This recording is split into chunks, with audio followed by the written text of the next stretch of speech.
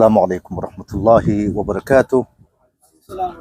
الحمد لله الذي بنعمته تتم الصالحات وبفضله تتنزل الخيرات والبركات وبتوفيقه تتحقق المقاصد والغايات، وأصلي وأسلم على نبينا محمد وعلى آله وصحبه وسلم تسليما كثيرا وبعد. First and foremost, we thank Allah Azza wa Jalla, our sustainer, our maker, our Khaliq. He subhanahu wa ta'ala, the most merciful, the most kind, who has given all of us the tawfiq to be here in this majlis.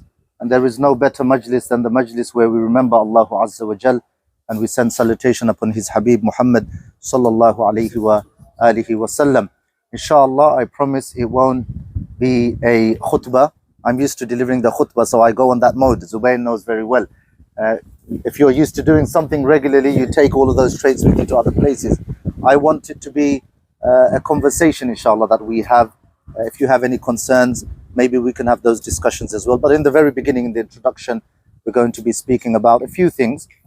We're going to start off with brotherhood, unity, abstaining from impure qualities that destroy brotherhood, that destroy unity. Moving forward, how can we establish a proper mechanism that will enable us to get to our objective bi'idhnillahi ta'ala. So first and foremost, we need to identify what is our goal. What are we trying to achieve through these gatherings? That's the first question that we want to ask ourselves. And the answer is simple: the pleasure of Allah Azza wa Jal. وَهَذَا مَعْلُومٌ. This is known, that our sole purpose of these gatherings, these phone calls that we make to our brothers, these excursions that we go on, all of those activities connected to Ikhwah, the sole purpose is the pleasure of Allah Azza wa Jal and nothing else. In order for us to keep that intact, through all of this is all just means, and get to our end goal, Allah Azza wa Jal, then I myself have to employ some important characteristics, so that I don't do a disservice to myself, disservice to others, disservice to Ikhwah, disservice to the Ummah. So this is an individual responsibility. And it's time for us to really just point our fingers at ourselves. And it's not about looking at anyone else. That person did this and that person did that. It's really asking myself the question, where am I? And the moment I can do that, I will develop, I will be a better person, bi'idhnillahi ta'ala. And when I'm a better person, remember, I'm part of the puzzle. And when we're in it together, then we're going to move at a better pace, bi'idhnillahi ta'ala. And this takes us to the battle of Khandaq, the battle of Ahzab that took place in the life of the Prophet ﷺ, 5th Hijri, 5 years after migrating to Medina. From amongst the significant events that took place in the life of the Prophet ﷺ, events that changed the mechanism, the state of the Muslims, was the battle of Badr. This is the most significant. After the migration to Medina, after all of the turbulence the Prophet ﷺ experiences, he comes to Medina hoping that there's going to be some radical change. There's hope, the people are more welcoming, but that wasn't the case. So the Prophet ﷺ struggled. The first struggle, or the most significant struggle, was the battle of Badr. And we call that a game changer, because the tables turned for the Ummah. They were getting stronger financially, physically, mentally, and most importantly as an Ummah. But systematically, they were tackling all of the challenges that came. The battle of Khandaq, also known as the battle of Ahzab. If you open the Quran, there is a whole surah, Suratul Ahzab. Allah Azza wa Jalla clearly mentions the state of the believers during that period.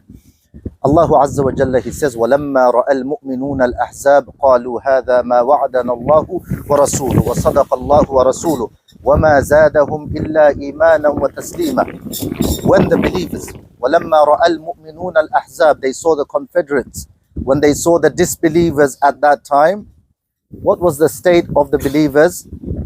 They said, هَذَا مَا وَعَدَنَا اللَّهُ وَرَسُولُهُ. This is what Allah and His Rasul promised.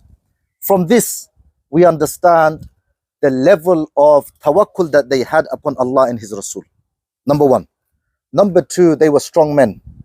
Men of excellent faith, excellent character. And the Prophet ﷺ would only take the best with him to defend the deen of Allah Azza wa Jal. This is not the topic, but I'm giving you some background for us to really understand the importance of unity, and how having this kind of mindset will only give success. It doesn't matter what group you are, wherever you may be, regardless of your geographical location, when you have this mindset, and you may not have a lot of resources, you may not have a lot of weaponry, but if you have this mindset, wallahi, Allahu Azza wa Jal will give you victory. And the battle of Khandaq is an example of that. وَلَمَّا رَأَى الْمُؤْمِنُونَ الْأَحْزَابَ.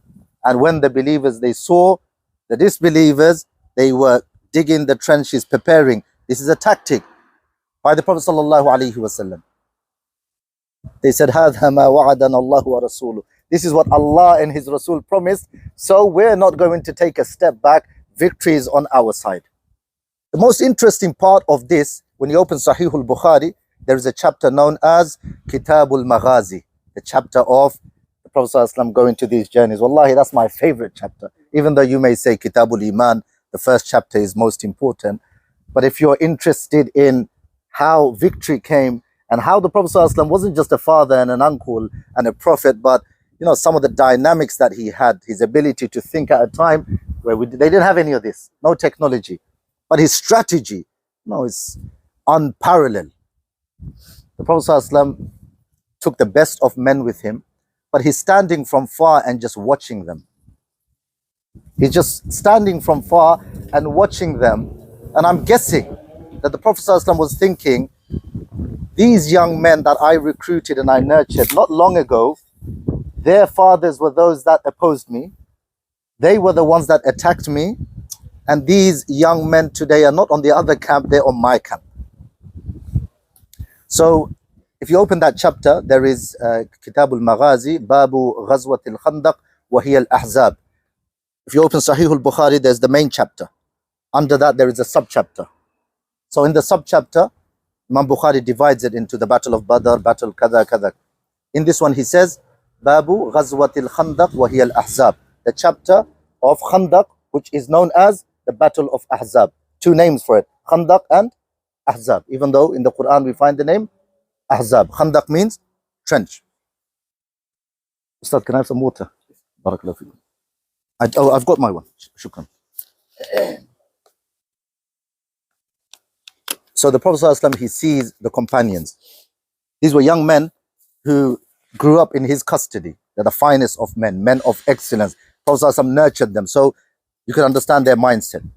What we're trying to do is replicate that mindset. If you don't have that mindset, we're not going to get anywhere. It doesn't matter what you're doing. And wallahi, it's not just about this aspect of life. When you've got that mindset, we're talking about our family life, social life, at work, at home, wherever we may be, you'll be at the best. You'll be at the forefront. وَيَنْقُلُونَ التُّرَابَ عَلَى مُتُونِهِمْ. The Prophet ﷺ, he sees the companions carrying the soil on the day of trench. عَلَى مُتُونِهِمْ أي عَلَى ظُهُورِهِمْ, on their back. They're carrying the soil on their back, helping the Prophet ﷺ. Remember, many of their fathers were mushrikun. Many of them were disbelievers. Can you imagine how happy the Prophet ﷺ is at that moment? And we're going to take some important lessons from this. Wallahi, it's not just storytelling. Imam Bukhari compiled all of these narrations. They serve as a lesson for us, life lesson. The Prophet ﷺ, he says, addressing the companions at that moment, the battle even hasn't started. Allahumma la aisha illa aishul akhirah. We know this narration. But there is a conversation taking place. Wallahi, it's a monologue. There's a conversation between the companions and the Prophet ﷺ taking place while the battle is getting ready. They're not just doing their job. The Prophet ﷺ speaking, they're speaking, and everyone's just, getting charged up for ma'ma'atul ma'raka. When the battle gets intense, the Arabs, they call it ma'ma'atul ma'raka. Intense, when it's clash. When they heard this, they responded to the Prophet sallallahu alaihi wasallam. They were content that the Prophet sallallahu is making dua. Ya Allah, there is no real life except this, the life of the akhirah. This is a temporary place of abode. I close my eyes, game over, the real life begins. This is just a short period. I'm here, just a waiting period. Then my real life begins. So then the Prophet ﷺ, he says this, and then the Prophet ﷺ responds to them again, and then he says, Allahumma la hayata illa this life. There is no life except for this life. The reason I mentioned this, brothers, in the very beginning, in the introduction of our gathering here today, is the Prophet ﷺ achieved what he achieved systematically from Badr and all of the other events that took place in his life, all of those significant events that will bring about prosperity, change for the ummah is because how the companions worked together. Unity. And wallahi, they didn't have resources, they didn't have weaponry. Because if you compare it to the kuffar of Quraysh, they were the ones who had the Baytul Mal. They were the ones who had the wealth. They were the ones that were in charge of the Kaaba. They were the ones that were wealthy and rich. But the companions didn't have much, but what they had and the kuffar didn't have was they had iman in their hearts. And this is why Allah Azza wa Jalla gave them victory. And the lesson that we take, those of us who, inshallah, we are dawah carriers, may Allah make us amongst them, that we can convey the message of Tawheed and the message of the Sunnah of Muhammad sallallahu alaihi wasallam, regardless of what banner we work under and what name we give to ourselves. Our key objective is calling towards Allah. وَمَنْ أَحْسَنُ قَوْلًا مِمَّنْ دَعَى. Who is better in speech than the one who calls towards this group and that group? Allah didn't say that. وَمَنْ أَحْسَنُ قَوْلًا مِمَّنْ دَعَى إِلَى اللَّهِ. The one who calls towards Allah. That's our key objective. Anyone else who's doing that, we're all in it together. So let us use all of this as a means to call towards Allah. Not use myself as a mean, not use Islam as a vehicle for my own publicity, but use myself for Islam. And it's very important that we take this lesson, that don't use Islam as a vehicle for your own self, but use yourself as a vehicle for Islam. And this is what the companions did, and hence Allah Azza wa Jal elevated every single one of them. Today we are speaking about them 1445 Hijri after such a long time. 5th Hijri, take away 5 from 1445. We're talking about men 1440 years ago. But they still remain amongst us. And this is why Shafi'i, rahimahullah ta'ala, my dear brothers, he says, قَدْ مَاتَ قَوْمٌ وَمَا مَاتَتْ مَكَارِمُهُمْ وَفَضَائِلُهُمْ وَعَاشَ قَوْمٌ وَهُمْ فِي النَّاسِ أَمْوَاتُ. There are many people who have departed, but it feels like they're still amongst us. And we mentioned this in our khutbah Friday, that even though the ulama and the scholars, they pass away, for some reason it feels like they're amongst us. They're not physically here, but their legacy remains. They touched the hearts of many. They changed society. They were people who had vision. They were people who had purpose. They were people who had objective. That's the kind of mindset that we want to instill. Do you know what disturbs that mindset? Impure qualities that many of us may have, including myself. May Allah protect us. We are humans and we've got emotion. And I always say this, remember, you're a human. For you to have these things is not abnormal. It's about identifying those impure qualities, demolishing it, destroying it, removing it, and replacing it with something pure. And this is what Allah wants to see. But if you're in this bubble and you're not making effort to come out of it, disservice to yourself, disservice to others, and disservice to the ummah. And I keep repeating this. Why? Because we are all ambassadors of Islam. By default, the moment we said La ilaha illallah, Muhammadur Rasulullah, you are a representative of Islam wherever you may be. Your level of representation may be greater than others, but by default, you're all a representative living in this plural society with people of other faith. We are representatives of Islam. So I've got to make sure I have qualities of excellence where through me, there's change happening. And the least I can do is work on myself. So this will enable us as a group, collective effort, bi'idhnillahi ta'ala, to bring some change in the society that we're living in. And we turn back to Allah, and at least we can say to Allah, I put in the effort. You know, Allah is observant. He's watching us. How much effort did we put in? That's the question. From amongst the things I personally think that destroys a man, destroys a woman, destroys a mu'min, some impure qualities, and people subconsciously acquire those qualities. If you're doing it consciously, you're doomed. It's subconsciously people do those things without realizing. And if you go to Surah Hujurat, you will find those things. You know, Surah Hujurat, amazing surah, it's all about do's and don'ts. You know, the Quran, the theme of the Quran, if you look at it overall, it's about rescuing us from Jahannam. If someone says to me, what's the key theme of the Quran? I would say to take us out of Jahannam. فَمَنْ زُحْزِيَ عَنِ النَّارِ وَأُدْخِلَ الْجَنَّةَ. That's the key theme of the Quran. To take us out from the realms of darkness to light, from Jahannam to Jannah. That transition will only happen when I'm making a proactive effort to destroy and demolish those things that are acting as a barrier between me and Allah. From amongst them, Allah mentions in Surah Hujurat, 9 of them. I don't think we've got time, but most of them are interconnected. because they're all impure qualities connected to a man or woman's character. Let's start off. I don't want to go systematically because I can't remember the verse off my head. But the one disease that I think is destroying this ummah as a whole is looking for the faults of others. And this is, in modern term, is called the cancel culture, while forgetting ourselves in the process. Wallahi, you know what the easiest task is in this dunya? Pointing your finger at somebody else, not at yourself. That's the easiest thing to do. Point your finger at somebody else, not just a person, a movement, a group, a scholar, you're in charge, or the brother's running a particular program. It's so easy to just look for the fault of somebody else, as opposed to finding the shortcomings and the defects of a person himself. And this is why the Prophet ﷺ, this is not a new phenomenon. So for a moment, don't think, this ummah is doomed in 2023. These problems weren't there. The Prophet ﷺ, he was the teacher. What was he teaching the companions? Many of them, they came from, and I don't want to say, and I don't like using the term, they came from Jahiliyyah.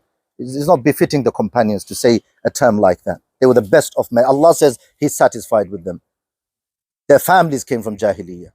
Those who passed away in a state of Jahala. So remember, the Prophet ﷺ is teaching them the 9, injunctions in Surah Hujurat. Don't do this. Don't backbite. Verify information. Don't call someone's name. Don't say this about somebody else in their absence. Don't spy on one another.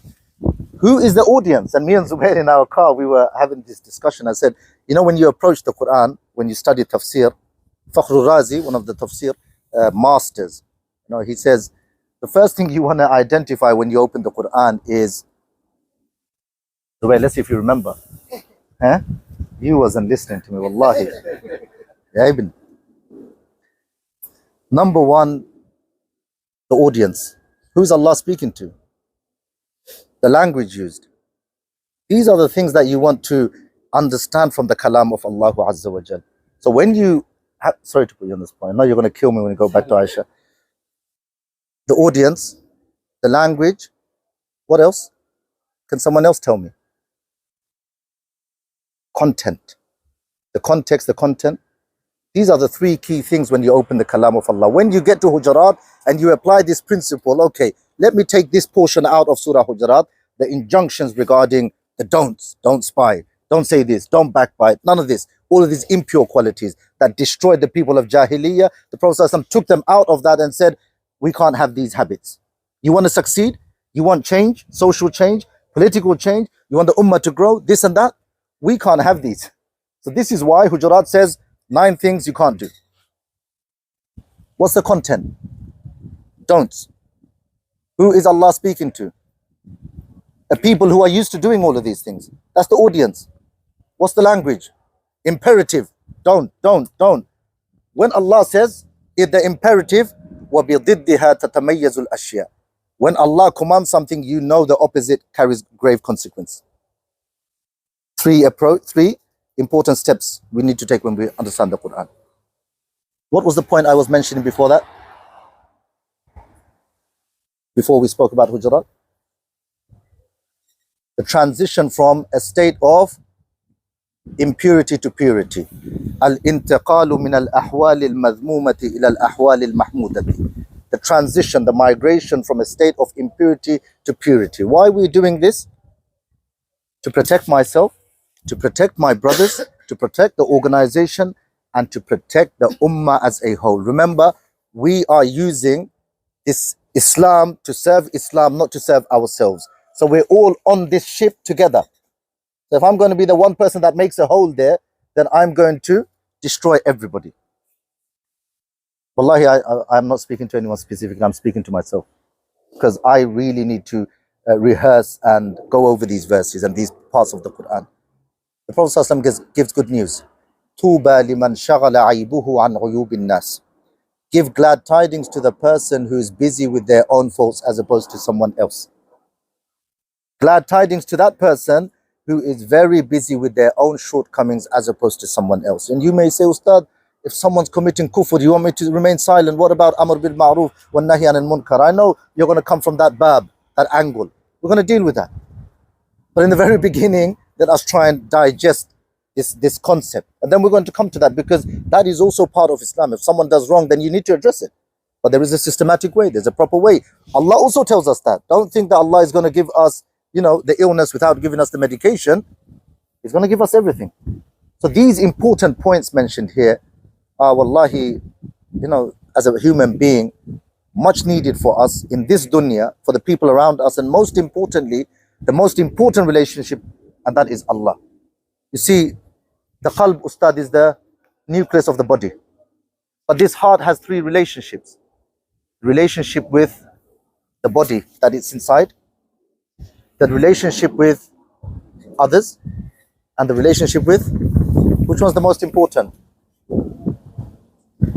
Take a moment and think. We all agree the most important relationship is with the Khaliq, not the Makhluq. If you have those impure qualities, you're destroying all three relationships.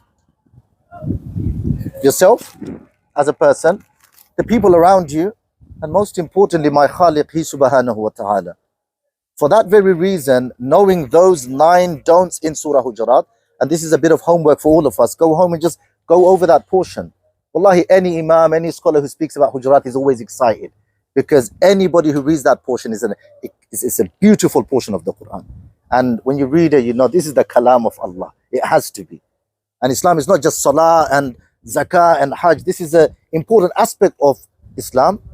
But when it comes to the personal state of a person, there's great focus on that as well. Because if you're praying and if you're giving zakah, but this is not clean, wallahi, all of that is secondary, it's not primary. This is the most important thing. That will become pure when we work on that. And wallahi, this is what we need to work on. This soft piece of flesh in the body that is the key mechanism behind every other limb, every other thing. And this is why Ibn al-Qayyim, what did he say? You really want to understand the state of a person, look at what comes out of their mouth. It gives you a taste of their heart. Wallahi, some of the people, when they speak, the choice of words tells you, this guy deep down, trust me, he's not a good guy.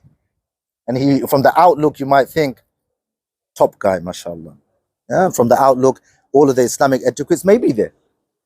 But if this is not pure, sooner or later, there's going to be, exposure. We're going to find out this person is not in a good state. So I need to work on this. How do I work on this? Focus on all of those good qualities. Replace them with impure qualities. Replace them with good qualities. The point that I wanted to mention is not focusing on the faults of others. Focus on myself. And that's a very important thing to do. It's not an easy task. It's not an easy task. You go on social media, someone says a comment and you can't just resist. Your fingers are like this on your phone and you're going to sleep. You put your phone away like, no, I've got to go back and just cancel this guy. I've got to shut him down. Say something and you don't feel happy. And this could be on a group. It could be on Ikhwah group, for example. It could be on another group. You're just like, that guy, what's he talking about? And to finish him off. Shaitan is the third person in the middle. Shaitan just wants to demolish something good you have going. I'm just saying, brothers, this gathering here. While I'm driving through Whitechapel, me and Zubair, we're just driving through East London, and we know some of the azma ijtima'iyya, social crisis that we see in Tower Hamlets. Those of us who grew up in the 80s, 90s, we know how BLM, Stepney, Shadwell, Cannon Street, the whole dynamics of all of that. We know. We see a lot of change, but we also see a lot of problem when we're coming this way. A lot of the brothers, youngsters, a lot of have potential, but they just don't know what's the purpose of life. Just roaming around, roadmans, wannabe gangsters. Yeah, you see all of them that could have been us, but Allah brought us here in a gathering where we're serving Him, Allah subhanahu. That's a blessing from Allah. Wallahi, that's a blessing from Allah. Right? Or we could have been like them. Maybe many of us, we came from that background. Allah brought us where we are right now, here. I'm supposed to be here, and I said to Bay there, we are where Allah wanted us to be. Appreciate that, cherish that, value that, or He can take that away from you. So don't destroy something good that you've got. This kind of brotherhood, there's people out there who don't have it. Wallahi, I went to give khutbah in some mad place, so far away. When I went there, they have no durus there. Wallahi, there's no circles there. There's no brotherhood, nothing. There's people there with tons of money, and the masjid is massive, 400 car park. And I said to the brother, if you bring that masjid, let's transfer this to London. And you see how, whatever community you take it to, how the work goes on over there. We're fortunate to have those things. Let's not destroy it. We don't value it. You know why? Because we're seeing it every day. Got something good going. We don't want to destroy that. Sometimes it's just one person who can destroy something good going. Wallahi, it's just one person. Just the way a glass of water, which is pure, and it could be made impure with just one drop of something that carries major impurity. So do you want to be that person that destroys something good going for that person? Allah will hold you account, nobody else. Why? Because you was the root cause. May Allah protect us. Say Amin. May Allah protect us from being that person, the virus who destroys something good going. Sometimes, ya akhi, wallahi, it's good to be silent. Wallahi. What did Umar ibn al-Khattab, he say? ما ندمت على سكوت مرة ولقد ندمت على الكلام مرارا. I've never regretted my silence. As regards to my speech, I regretted it many times. What was he talking about? When he said some things to the Prophet ﷺ. And when he came to the house of Arqam ibn al-Arqam, he was a changed man. He said a lot of things that he regretted afterwards. Umar ibn al-Khattab. But Allah gave him forgiveness, and Allah elevated him so much so that he is Amirul Mu'mineen, Umar ibn al-Khattab radiallahu anhu. So don't let your past destroy your future. In other words, that's what I'm saying. Whatever happens in the past, if Umar ibn al-Khattab, who came to harm the Prophet ﷺ from here to there, yeah, we're talking about Ar-Rahman Ar-Rahim, the most merciful. As-sumtu zayn, this the poet, he says, As-sumtu zaynun was-sukutu salama, فإذا نطقت فلا تكن مكثارا ولئن ندمت على سكوت مرة ولقد ندمت على الكلام مرارا. As-sumtu zaynun was-sukutu salama. Sometimes you see a message on the group, or someone says something on socials, unless they're attacking Islam, then that's a different topic. But I'm talking about quarreling amongst us as Muslims. Sometimes we're not doing a service for the ummah, wallahi, we're doing a disservice. Because sometimes you see, you know, the kuffar, they're just having a good laugh at us. Like, you guys fighting over these things, you're doing the job for us. Sometimes we see these problems. So the poet, he says, you see, silence is good. But remember, remaining silent while having the ability to respond is a better thing. All of us can respond. Allah's given us mouth. You know, sometimes someone says something to you, 100 voltage, you want to give him back 100,000 voltage. That's the kind of approach we have. You know, you're not happy, yeah, unless I've given him a good response. Yeah, akhi, are you serving Islam for Allah, or is it your ego? Wallahi, that's the question you want to ask yourself. If you harm your brother in the process, wallahi, you're not serving Allah. It's because you've been hit and your ego has been affected.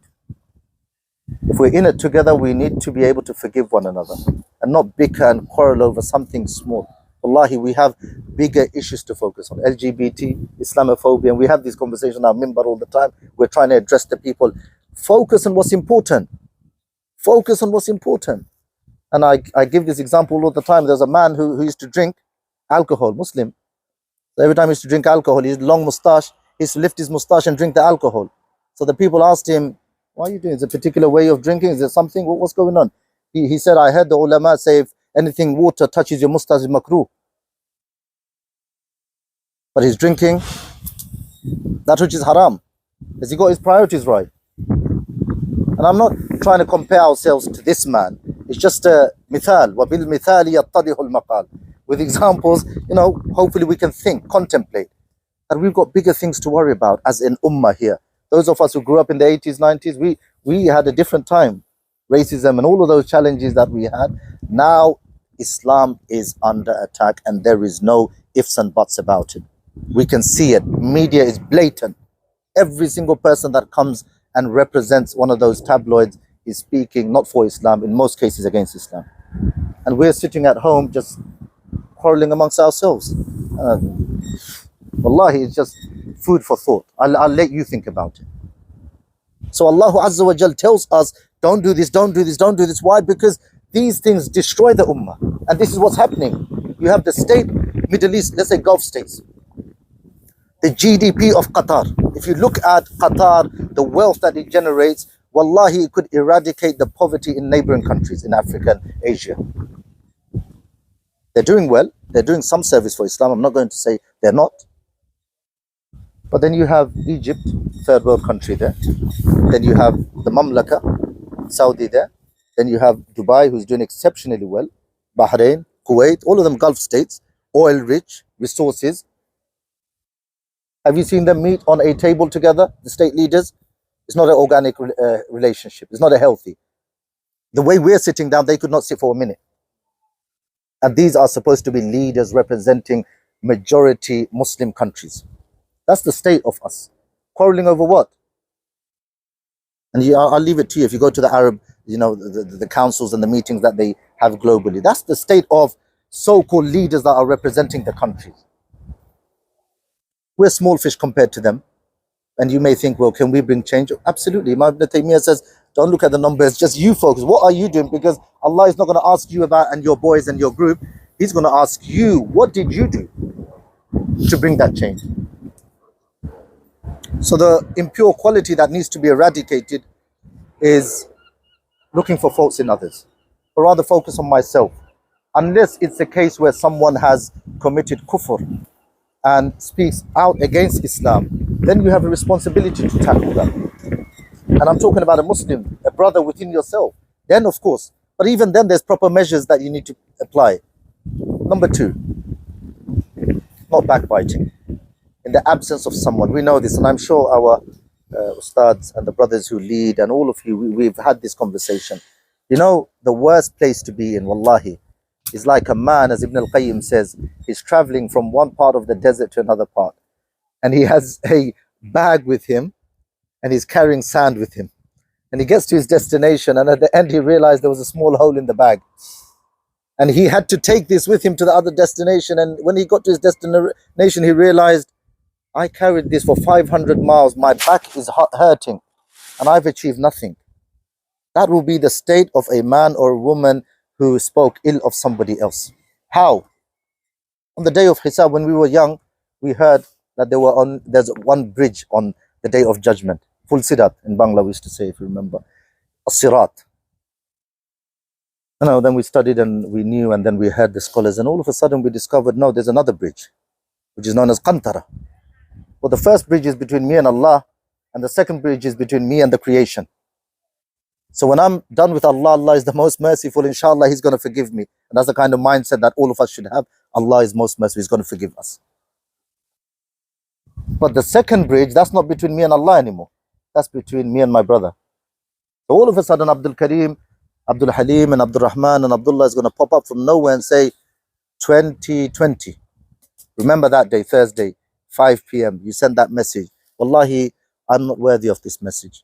That is absolute lie against me. You said this. I'm not going to let you go today. And we know that hadith. You're all ready to go Jannah. Remember when the people are crossing Sirat, some people are going to be crawling, some people walking, and some people like flash, fast. And you think, alhamdulillah, I made it. Khalas, I crossed the Sirat. I'm gone. I can see Jannah there. All of a sudden, there's another bridge. This is between me and the creation. And you're not taking a step forward until, you have some unfinished business. You need to sort that out. And Allah will not forgive you until that person forgives you. Na'udhu billahi min dhalik. Ibn al-Qayyim, he says, إِنَّ الْعَبْدَ لَيَأْتِي يَوْمَ الْقِيَامَةِ بِحَسَنَاتٍ أَمْثَالِ الْجِبَالِ. A man will come on the day of judgment with good deeds equivalent to mountains. You went to Hajj, you did charity work, you did social work and all of that. At the end, you destroyed everything because of this tongue that you had. A very soft component of your body. Instead of using it for good things, you used it as a weapon. Ibn al-Qayyim says, and he's rightfully saying this. Why? Because if you're stuck at Qantara, you're gone. And this is why, wallahi, if you ever spoke ill of anybody, be a man, hold the hand of your brother and say, I'm sorry, ya akhi. Wallahi, you will be honored. Don't let shaitan say, you're going to go to him and say, sorry. You must be a fool. That's what shaitan tells you. You're going to go and say, sorry. What's people going to think? In the process, you're losing your akhirah over your ego and arrogance. Wallahi, it takes a man, a real man, to go and hold the brother of Mashur by his hand and say, wallahi, you know what, akhi, I'm a jahil. I was influenced. We're all humans. Please forgive me. Do it. Wallahi, akhi, you will feel good. I swear you will wake up the next day like a ton off your shoulder. And the brother you ask for forgiveness, wallahi, he won't look down on you. Because he will think, this guy, he's a serious guy. being able to do that, any man can tell you, you know, you've demolished your ego.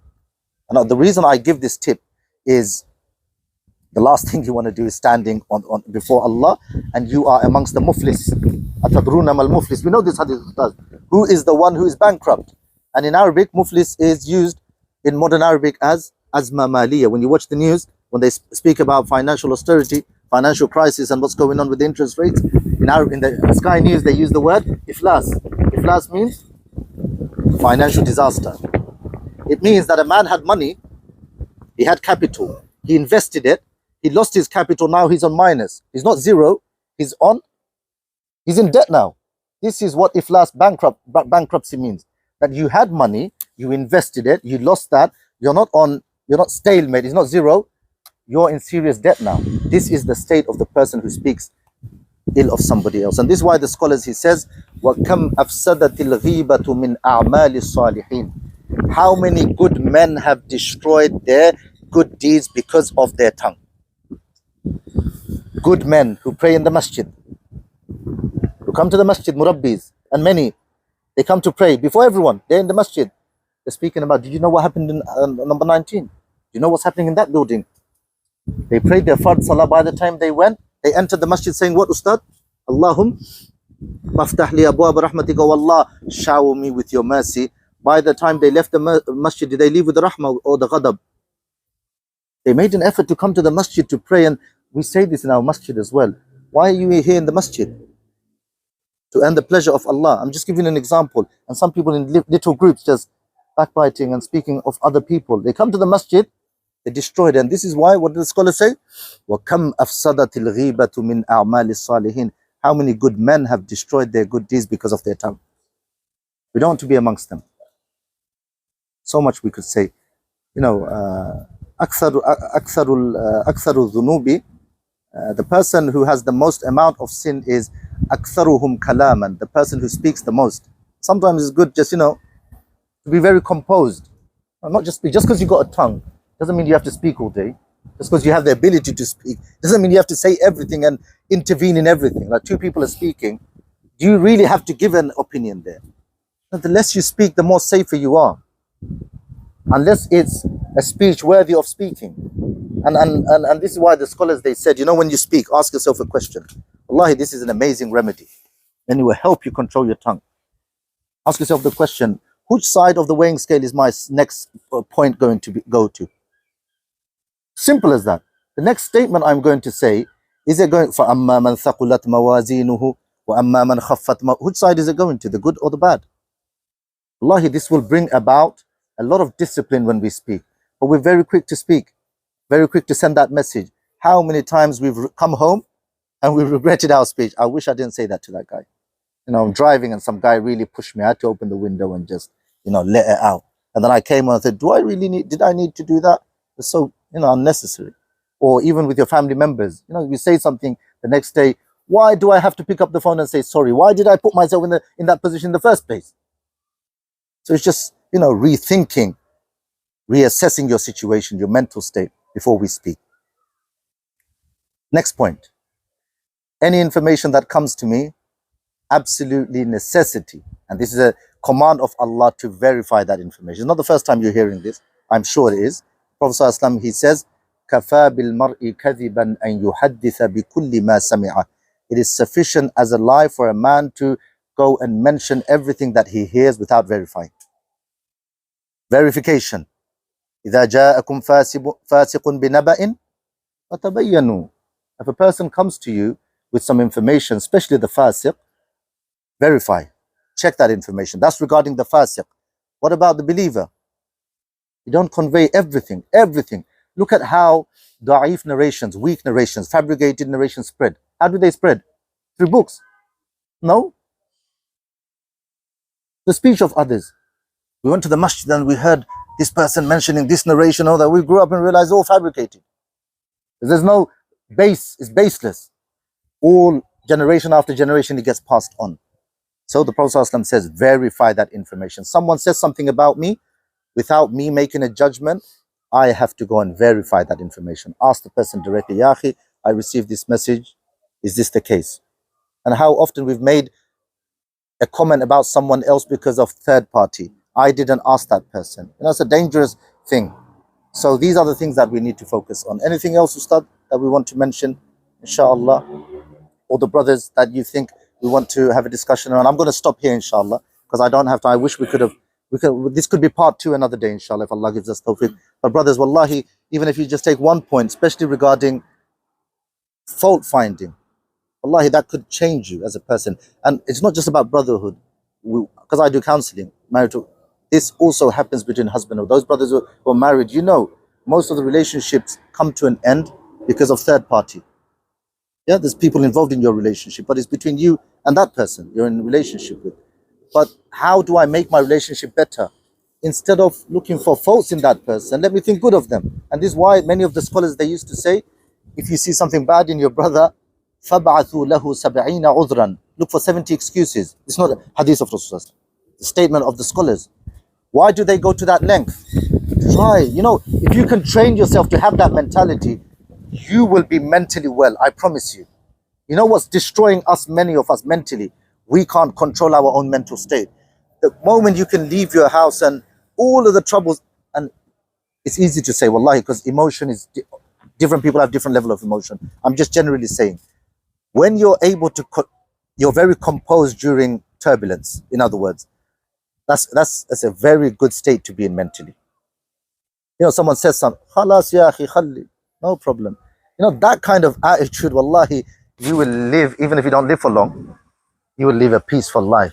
And if you're disturbed by Fulan said this and this person said that and this person, you're going to die a very difficult death. You're obsessed with what people say. Just focus on ourselves, bi'idhnillahi ta'ala. That's the most important lesson from Hujurat. And as I said, the key objective is to better myself so I can have a better relationship with Allah and ultimately get to Jannah. Bi'idhnillah, may Allah give us the tawfiq. Wallahu waliyyu tawfiq.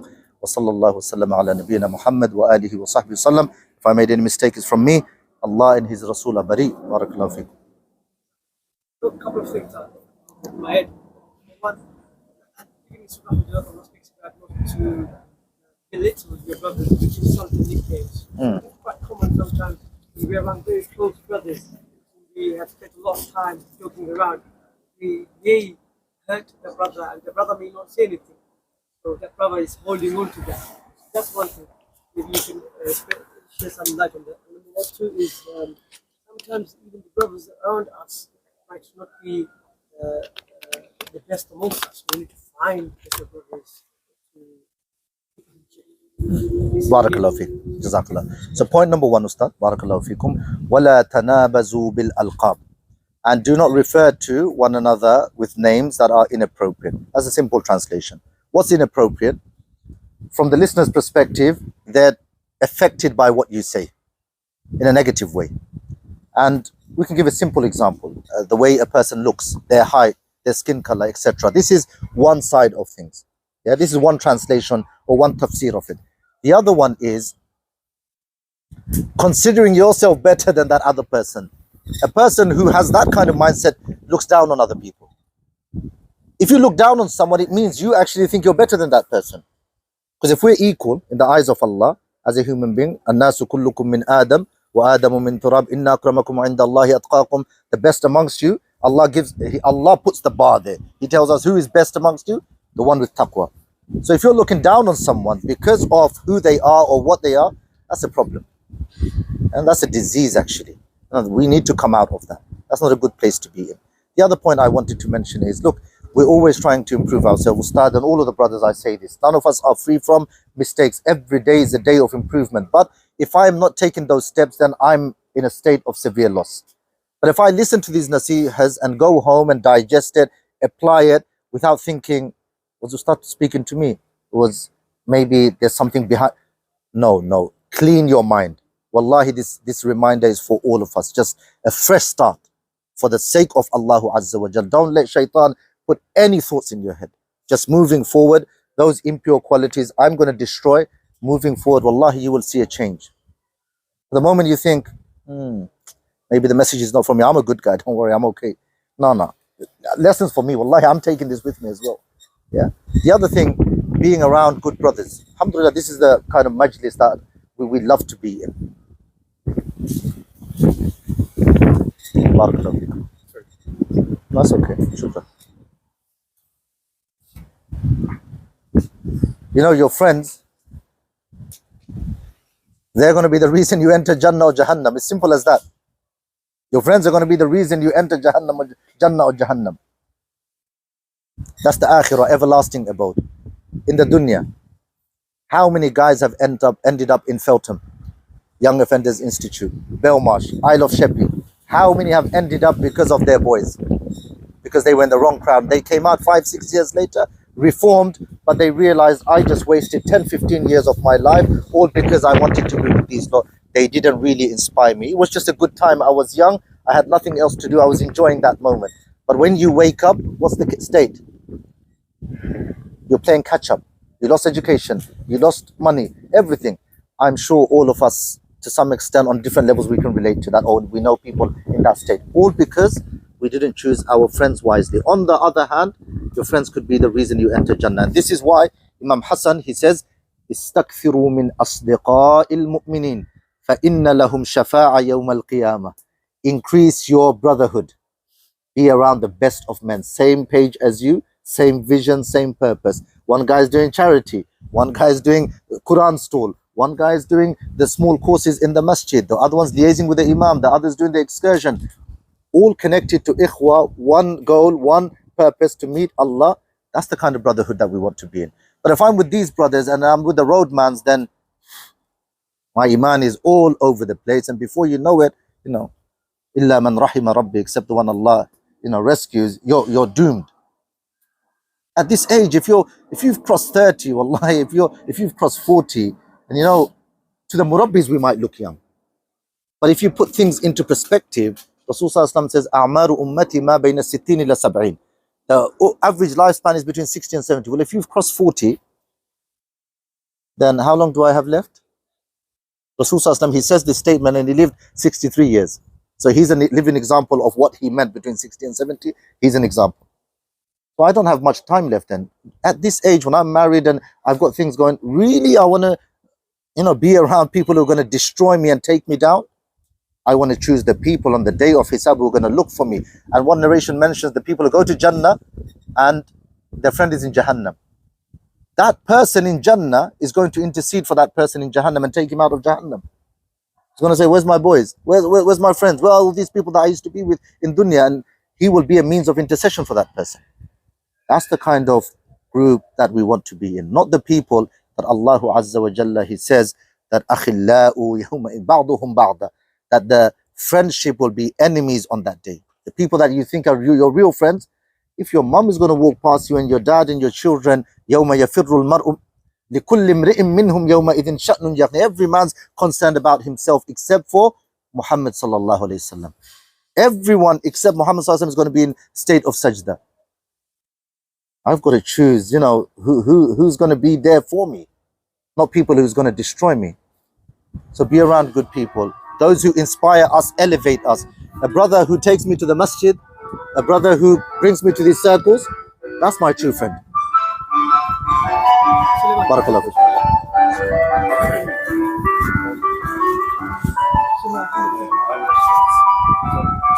So if you want to ask for forgiveness from someone that we can't reach out to, what's the best thing you can do? Sorry, Habib, what did you say? If you want to ask for forgiveness from the people that we cannot reach out to anymore, or people that we hurt before, like I can't remember a lot of people. Subhanallah, barakallah. Wallahi, that's wallahi, barakallah, may Allah bless you. That's a very, very important point. You know, in our past, we've said something inappropriate to somebody. Yeah. I never see that guy again. Someone may have passed away. Someone moved from the area, another country. How do I seek forgiveness from that person? Number one, Imam Ibn Taymiyyah, rahimahullah ta'ala, he says, speak good of that person from today. That's the least you can do. Number one. And subhanAllah, how the scholars dealt with it. They knew that they were going to be in this situation. So Imam Ibn Taymiyyah says, speak good of that person. Number two, do some sadaqah or good on behalf of that person. So on the day of judgment, you've got something to stand before Allah. When you're on Qantara and this guy comes says, 1995, you know, you abused me, you know, you hurt me physically. You know what, ya akhi? This is what I did for you. Number one. Number two, in Sahihul Bukhari, there's a dua for the person that I spoke ill of, backbited. Now I need to make dua. اللهم فأيما مؤمن سببته فاجعل ذلك له قربة إليك يوم القيامة. Oh Allah, if I cursed someone, I slandered someone, I spoke ill of that person, give them the reward of a sacrifice today. That's a very important dua. I will share it with the Ustad if you don't know it. That's a dua we all need to know. Allahumma fa'ayyuma mu'minin. If there's any believers that I ever abused, I cursed, I backbited, that person's dead. That person's gone to somewhere else. I never see that. I owe a debt. Outstanding bill. Yeah? I need to pay that person. I can't anymore. I don't know where he is. He's gone. What do? Make lots of dua. Oh Allah, keep giving that man reward for what I have done and speak good of that person from now on. That's the solution. Wallahi, I don't know anything more than that except those two aspects from our deen. And obviously, the level of nadam needs to be there. Regret needs to be there for what you have done. And also make a commitment that it doesn't happen again. And this is what tawbah is in reality. Tawbah is regret, making a commitment that you're not going to do it again, and not going back to that again. Inshallah. And that's when you know it's a sign of forgiveness. But if you keep going back, then it begs the question whether, you really mean what you say. Jazakumullahu khairan. Shukran. Ustad, anything else? Barakallah. May Allah bless you for listening attentively. Normally people fall asleep when I speak, I swear. Yeah. But Barakallah, may Allah honor you. Especially our shabab, they're the future of the ummah. May Allah bless them, all of them. We've got concern about them. The challenges, wallahi brothers, we had, yeah, they've got a technological one. They've got a different kind of. So if we don't work together, they're going to blame us. Yeah, so inshallah, may Allah make it easy for all of us. Barakallah.